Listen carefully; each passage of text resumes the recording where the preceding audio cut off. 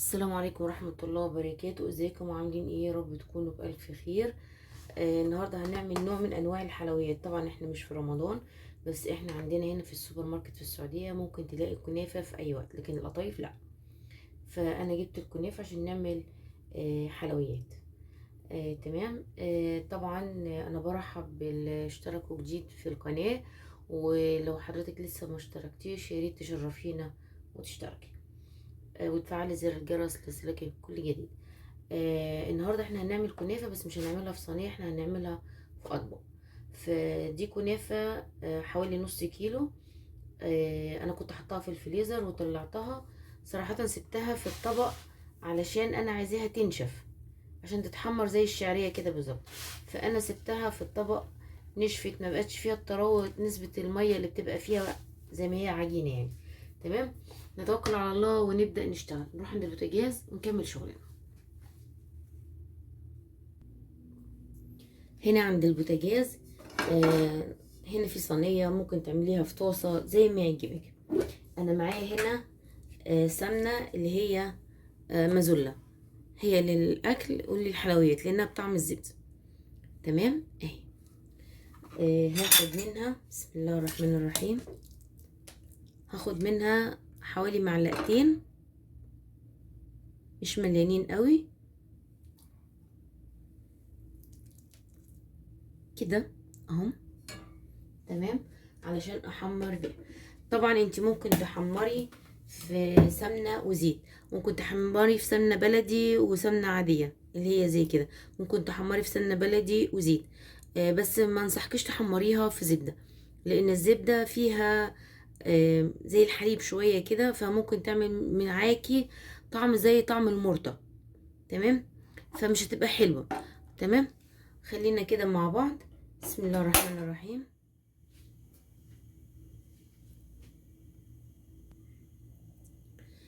السمنة بس هنا تسيح وهنبدأ نشتغل.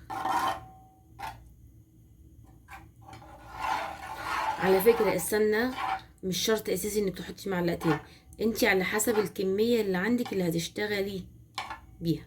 تمام.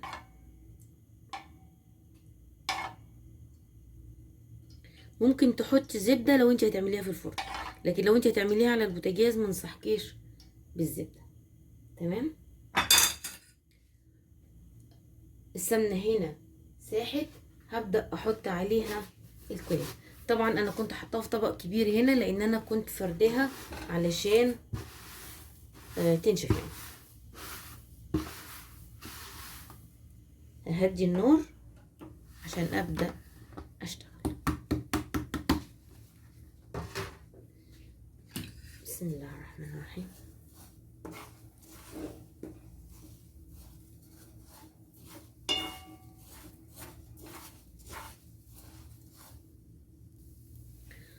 طول ما انتي بتحمري ايدك شغالة، ما تبطليش عشان ما تتلسعش منك، عشان تطلع معاكي كلها لون واحد. تمام. وزي ما اتفقنا السمنة على حسب الكمية اللي عندك. تمام. انا عاملة في حدود النص كيلو. طبعا لو انتي لسه جايبة الكنافة طازة، ممكن تعمليها في الكبة، ممكن تعمليها بالمقص، قطعيها بأي طريقة تعجبك. ممكن تحطيها في الفريزر لمدة ساعتين وبعدين تطلعيها تفركيها بإيديكي عادي. المهم ان احنا عايزينها زي ما انتوا شايفينها كده، لا ناعمة قوي ولا حروفها، بسم الله الرحمن الرحيم، ولا الكنافة طويلة. تمام.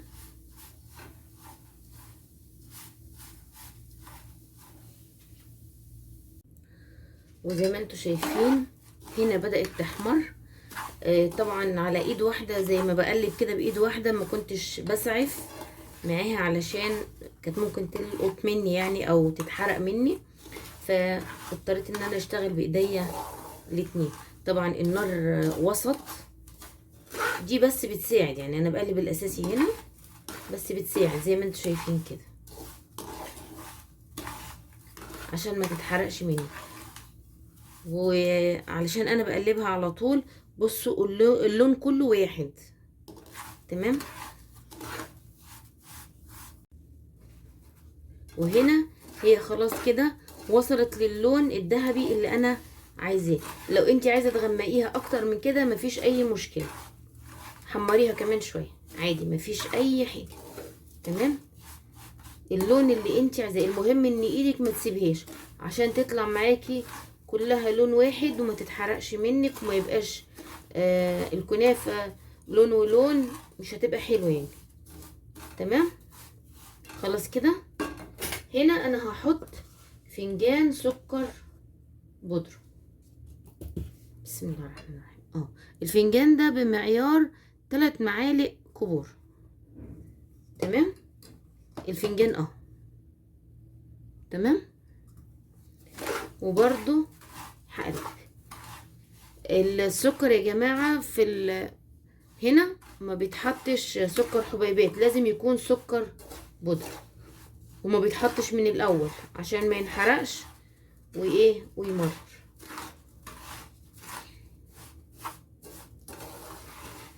كل الشغل ده على نار وسط، ولو البوتاجاز بتاعك عالي خليه هادي، خليه على نار واطيه.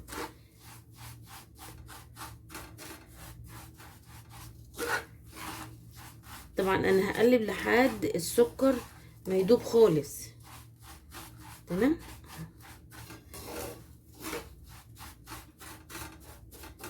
ده السكر البودرة اللي احنا كنا عاملينه مع بعض. هسيب لك اللينك بتاعه في صندوق الوصف. وهنا زي ما انتوا شايفين خلاص السكر امتزج مع الكنافة. تمام، دلوقتي انا هروح احطها على في صينية تانية، علشان لو انا سبتها في الصينية دي هتحمر زيادة مع سخونية الصينية اللي انا او الطاسة اللي انا بحمر فيها. تمام، فانا هفضيها في طاسة تانية عبال ما نعمل القشطة بتاعتنا. تمام،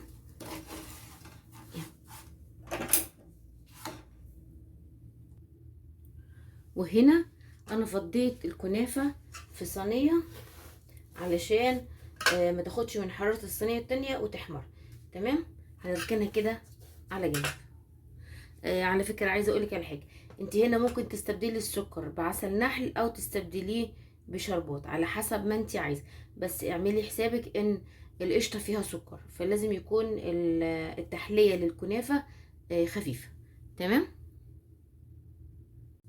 وهنا هنبتدي الخطوة التانية اللي هي القشطة بتاعة الكنافة او المهلبية على حسب ما انتي بتسميها. تمام، كل اللي مطلوب معايا انا هعمل هنا 2 لتر، انتي ممكن تعملي لتر واحد، فانا هديكي المعيار للتر واحد، وهديكي برضك المعيار للترين، او المقادير بمعنى اصح. تمام، دي كوباية دقيق منخولة، كوباية مسح ومش مكبوسة، وهنا كوباية سكر. الدقيق والسكر قد بعض. تمام، ودي نص كوباية نشا.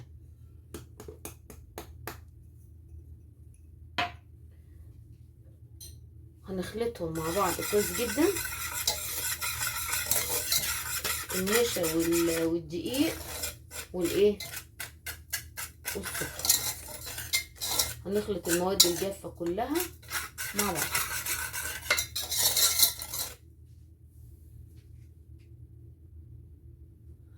وهنا انا معايا الحليب. تمام، بسم الله الرحمن الرحيم. كله على البارد وبعدين نحطها على النار.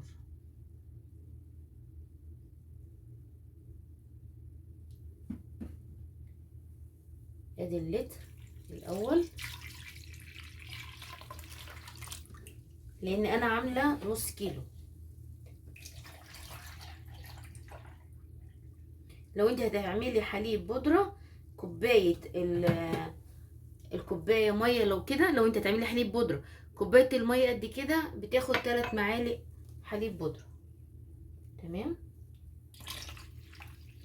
كده، ادي ال2 لتر. بسم الله الرحمن الرحيم.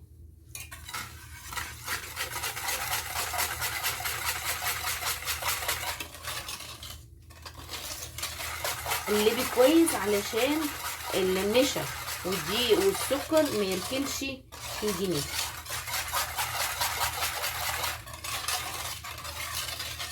وعلشان تتأكدي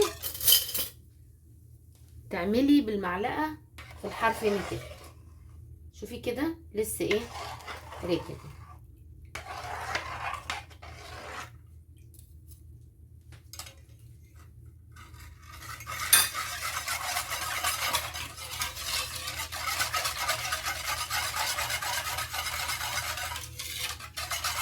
نروح عند البوتاجاز ونكمل. هنا الخليط بتاعنا انا حطيته على البوتاجاز. بسم الله الرحمن الرحيم. انا مش هسيبه علشان هو فيه سكر، علشان ما ينحرقش من تحت ولا النشا والدقيق ينزل في ارضية الحلة اللي انا بشتغل فيها.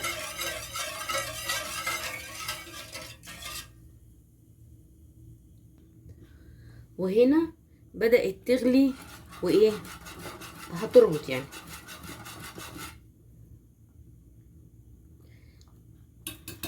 وخلي بالكم من ايديكم كويس جدا يعني. تمام.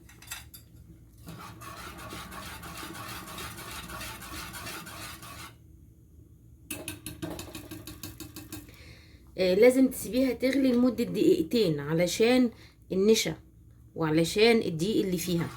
تمام.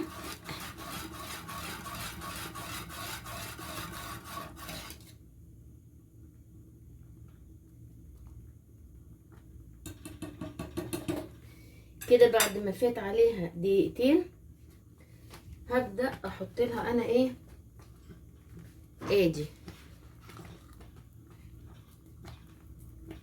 قطعة زبدة بمعيار يعني معلقة كبيرة شوية،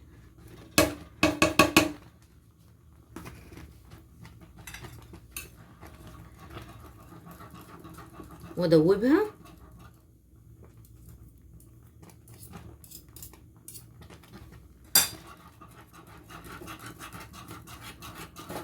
انا هديت النار عشان ما تنحرقش مني.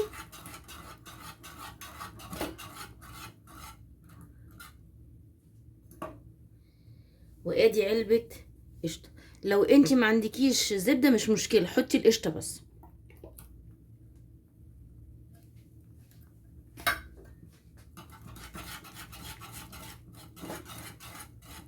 القشطة والزبدة علشان يخلوها كريمي. خلي بالك ان انا لحد دلوقتي انا لسه ما حطيتش الفانيليا.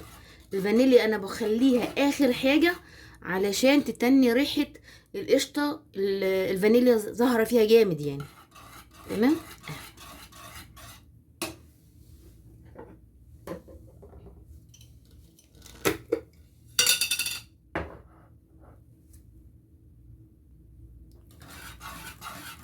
وهنا انا هحط الفانيليا. بسم الله الرحمن الرحيم. هحط في حدود معلقة شاي لان انا عاملة 2 لتر. تمام. وهطفي.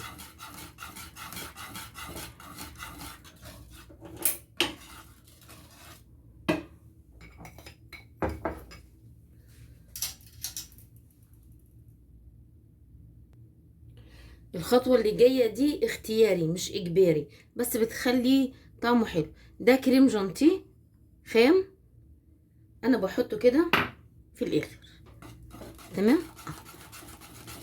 واقلب بقى بسرعة علشان ما يكلكعش مني.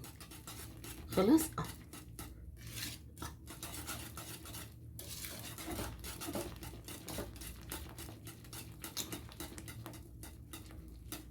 الخطوة دي اختيارية بس بتخلي طعمه تحفة تحفة تحفة.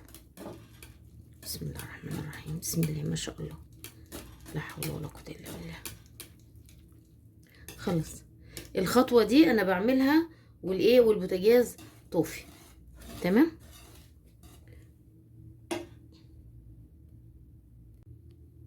وهنا انا هبدأ اشتغل. بسم الله الرحمن الرحيم. هبدأ احط الكنافة.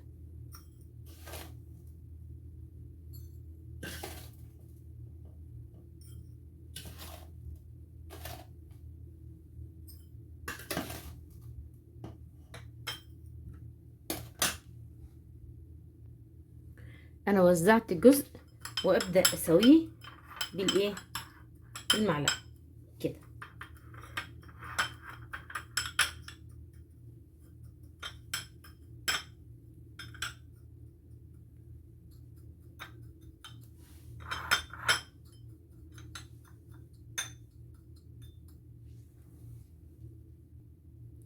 وهنا ادي المهلبيه. لو حسيتي انها بدات تعمل منك وش، قلبيها بالمضرب عادي، ما فيهاش اي مشكله. تمام. بسم الله الرحمن الرحيم.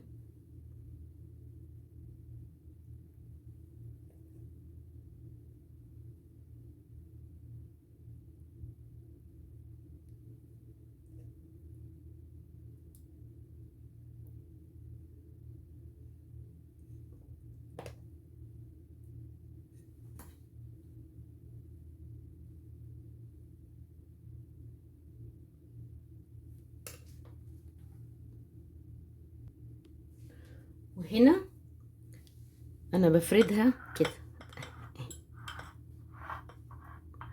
في خطوة هنا لو انت عايزة تعمليها دي براحتك، انك تسيبي المهلبية او القشطة لما تبرد خالص، وبعدين تديها ضربة بالايه، بالمضرب. تمام.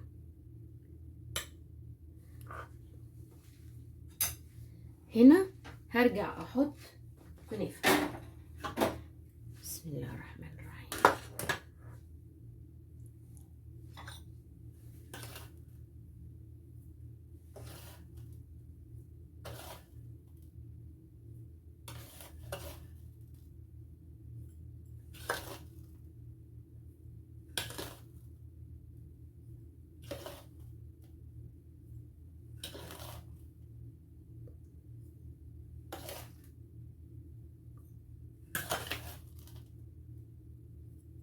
طبعا انا احط كده بالويم يعني، وانتي بتفردي لو عوزتي كنافة تاني زودي عادي، ما فيهاش اي مشكلة يعني.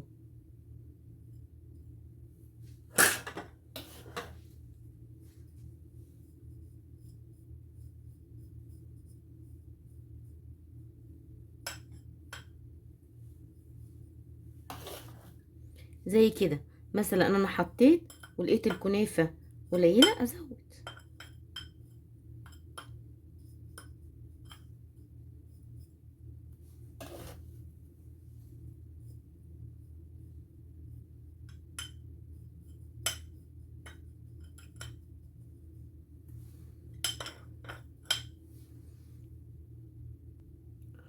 ده اللي انا بقول عليه، ان عبال ما حطيت الكنافة وحطيت القشطة ورجعت حطيت كنافة تاني، فبدأت زي كده مع انها لسه سخنة، بس بدأت تعمل وش زي ما شايفينها كده. كل اللي هعمله هضربها تاني بالمضرب يعني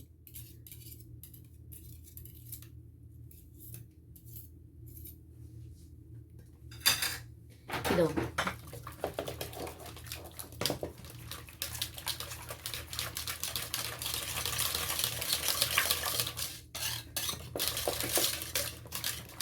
بسم الله الرحمن الرحيم.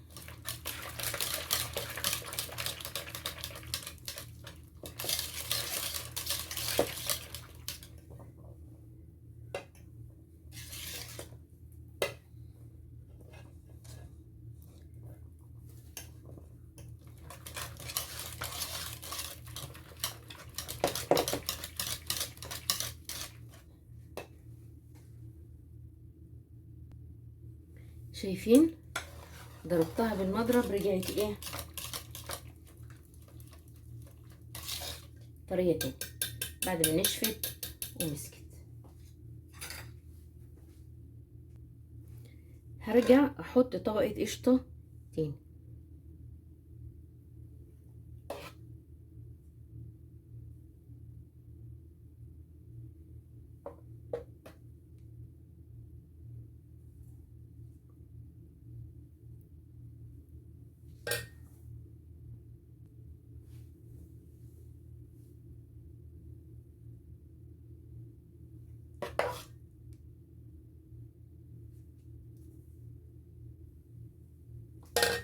وافردها برضو.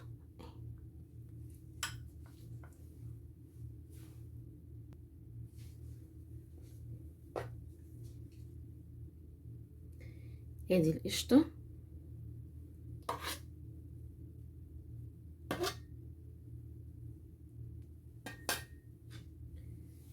وافردها بظهر المعلقه كده اهي. وكل ما اللي في الحله كل ما يبرد منك ويعمل وش وانت بتشتغلي ما تبقيش قلقانه ابدا، اعمليه بالمضرب وكملي اه زي كده.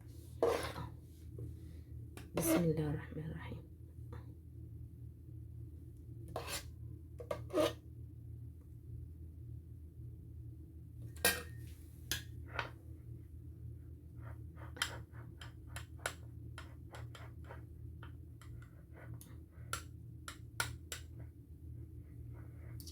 اكمل وارجع. وهنا هنحط الايه الطبقه الاخيره.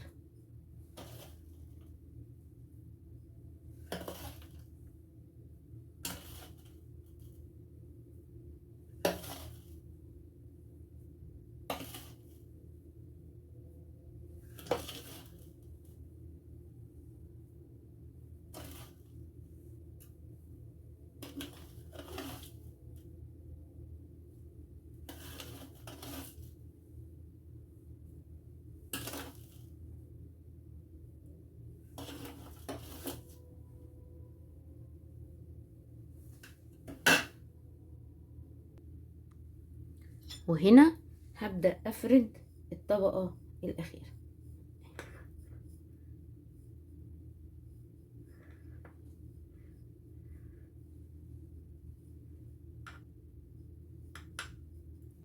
خلاص انا معايا هنا سوداني، هبدأ احطه على الوش.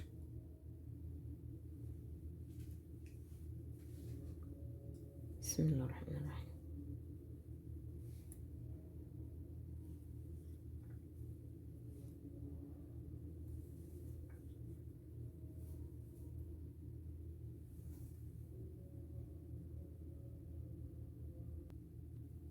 وخلاص انا خلصت نوع الحلويات اللي احنا عاملينه النهارده، اللي هو الكنافه بالقشطه، بس في الاطباق او في الكاسات على حسب. طبعا انا الكميه اللي انا عملتها عملت معايا 12 طبق، ودول اللي هي القشطه اللي فضلت او المهلبيه اللي فضلت. تمام. عايزه اقولك على حاجه، كام معلومه كده صغيرين تاخدي بالك منهم وانتي بتعملي المهلبيه في الكاسات، قصدي الكنافه في الكاسات. معلش بقى، اصلا انا بشتغل هنا دلوقتي اذان الفجر لسه مخلص. تمام، يعني دي بمعنى اصح كده جريمه اخر الليل. خلاص تمام. فهتلاقوا في لخبطه في الكلام لاني فعلا انا فصلت. احنا خلاص الفجر اذن والناس صلوا في المسجد بره. المهم نرجع تاني بقى للمعلومات اللي هنقولها. الكنافة وانتي بتحمريها حمريها بسمنة وزيت او سمنة بس، ما تحطيش زبدة. لو هتعمليها في الفرن حطي لها زبدة. كلنا متفقين علشان الزبدة فيها شوية حليب، فممكن وانتي بتحمري تعمل زي طعم المرطة وتمرر منك كده. اول نقطة. تاني نقطة، طول ما انتي الكنافة على النار ايدك بتقلب والنار هادية. دي تاني خطوة علشان ما تنحرقش منك وتبقى وحشة او تبقى فيها حباية غامقة قوي وحباية فاتحة. انتوا شايفينها انها كلها لون واحد. خلي بالك من معيار السكر اللي انت هتحطيه مع الكنافة، او العسل اللي هتحطيه مع الكنافة، او الشربات اللي هتحطيه مع الكنافة، علشان القشطة او المهلبية اللي احنا عاملينها فيها سكر، والاتنين هيبقوا مع بعض فاللي هياكلها ما يبقاش متضايق. دي كل المعلومات اللي انا حابة اعرفه لك. اخر معلومة، انت ممكن تعملي الكنافة وتركنيها، وتعملي برضو القشطة وتركنيها، ولما تبرد خالص ممكن تديها ضربة بالمضرب او بالهاند بلندر، وبعدين تعبيها في كيس حلواني من غير وتبدأي تشتغلي بيها. دي كل الملاحظات اللي انت ممكن تاخدي بالك منها وانت بتعملي كنافة الكاسات او الاطباق، علشان تطلع معاكي حلوة وزي بتاعة الحلواني بالظبط. تمام. وده كان فيديو النهارده، واتمنى انه يعجبكم. ولو عجبكم الفيديو ما تنسوناش في لايك وشير وسبسكرايب، ولو انت جديده في القناه فعلي زر الجرس ليصلك كل جديد. ولو انت مش مشتركه شرفينا باشتراكك وفعلي زر الجرس ليصلك كل جديد. ودمتم في رعايه الله وامنه، والسلام عليكم ورحمه الله وبركاته. في رعايه الله.